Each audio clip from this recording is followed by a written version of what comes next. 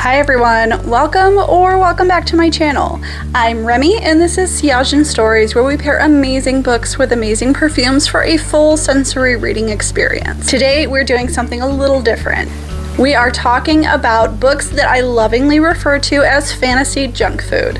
These aren't books that are winning awards for beautiful prose. They're not literary masterpieces. And they're not books that I would recommend for somebody who asked me what are the best fantasy novels ever written. But sometimes that's completely beside the point. Sometimes you don't want a perfectly balanced gourmet meal. Sometimes you just want an entire bag of salty chips that disappears in 20 minutes. These are those books. They are messy, they're dramatic, and naturally they deserve equally indulgent perfumes. So let's get into it. Today, another thing that I'm doing a little differently is that all of these books that I have been read on Kindle. I don't have the physical copies, but I do have the physical perfumes.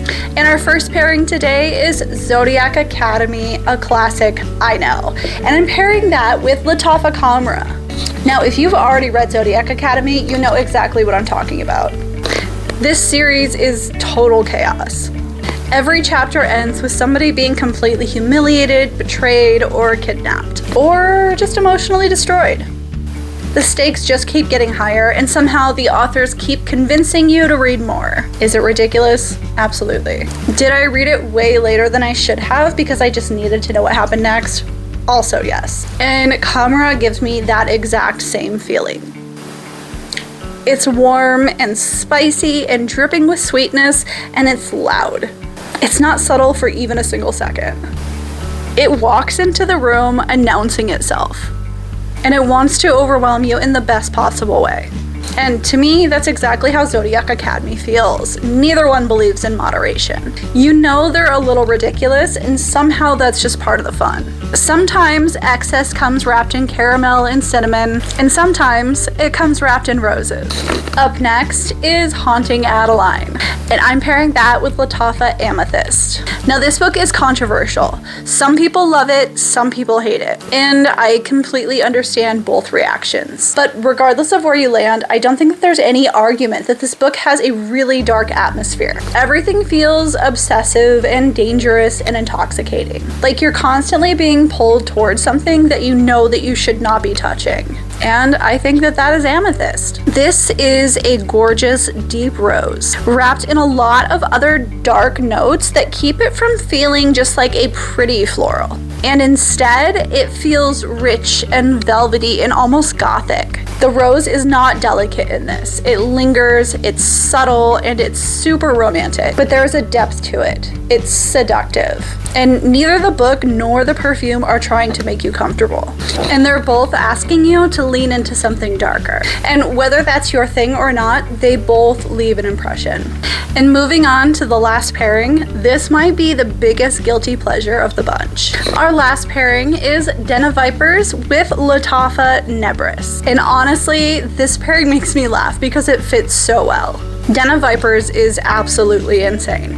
If you've read it, you know. There are moments when you stop reading and just stare at the page, wondering what is happening before you get back into it. Because somehow it works, and I think that Nebras gives that same energy. It's really good. It's sweet, chocolate, vanilla, red berries. This one at first struck me as a little weird because it is a little weird. But I kind of love weird perfumes, and I'm kind of obsessed with this one now. It's rich enough that some people might say that it's too much, but I think that that's kind of exactly why I love it. I love loud perfumes. It doesn't try to be clean. It is just there in your face completely all the time, and it's delicious. And it commits completely, just like Den of Vipers. It is insane. It is pure guilty pleasure energy. And something that I've been noticing lately is that I'm loving having these kind of guilty pleasure and junk food books mixed into my normal reading. If everything that I picked up was this beautifully written fantasy, I think I might get bored a little bit. And honestly, I'd probably kind of burn out because I don't want every book to be this complex mystery with puzzles to solve and clues to put together. Not that I'm saying those are bad. Those are amazing and some of my favorite favorite books, but sometimes you just want to turn off your brain for a little while. Sometimes you just want to have a little fun, and it's kind of the equivalent of ordering takeout during a long weekend, where you're just eating in bed, careless, everything is amazing, it tastes good, and you're having fun.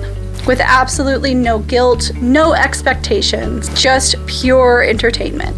I think that sometimes we tend to put pressure on ourselves to read books that are only good or that are beautifully written. And I think maybe some of us sometimes can lose sight of the fact that reading is supposed to be enjoyable. It's supposed to be good. That's why we're doing this. That's why we're here. If a book keeps you awake turning pages until 2 in the morning, I think that it's doing something right. So now I want to know, what is your favorite junk food romantasy? The one that you know isn't perfect, but that you could not put down. Because I am always looking for my next guilty pleasure. Also, if you've read Zodiac Academy, tell me who you root for. And that's all for me today, friends. I hope that you enjoyed this, and if you want more of this content, please feel free to like, subscribe, and maybe even comment down below. It would mean the world to me. I hope you have a great day. Thanks for hanging out with me in the sanctuary today. Stay cozy, friends.